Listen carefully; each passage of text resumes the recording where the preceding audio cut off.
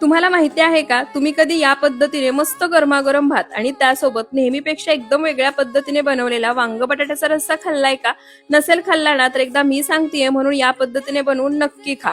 भातासोबतच काय, भाकरी आणि चपाती सोबत सुद्धा भन्नाट लागतो. वांगी बटाटे न खाणारे सुद्धा आवडीने खातील. पण त्याआधी रेसिपी व्हिडिओ सेव्ह आणि शेअर करा. सर्वात आधी गॅसवर तवा गरम करायला ठेवलाय, त्यामध्ये तेल घालायचं. तेल गरम झालं की सुकं खोबरं, धने, जिरे आणि थोडंसं दगडफूल घालायचं. खोबरं सोनेरी रंग येईपर्यंत परतायचं. त्यानंतर यामध्ये चिरलेला कांदा घालायचा. कांदा सुद्धा हलका सोनेरी रंग येईपर्यंत परतायचा. त्यानंतर आलं आणि लसूण घालायचं. ते सुद्धा 2 ते 3 मिनिटं परतून घ्यायचं. भाजून घेतलेलं साहित्य मिक्सरच्या भांड्यामध्ये काढायचं, पूर्णपणे थंड करायचं. त्यानंतर इथे मी वांगा आणि बटाटा उभ्या फोडींमध्ये चिरून घेतलेत. गॅसवर कढई गरम करायला ठेवायची. त्यामध्ये 4 मोठे चमचे तेल घालायचं. तेल गरम झालं की वांगा आणि बटाटा तेलामध्ये परतून घ्यायचे आणि एका ताटामध्ये काढायचे. तोपर्यंत साहित्य सुद्धा थंड झालं. यामध्ये कोथिंबीर घालायची, वाटण तयार करायचं.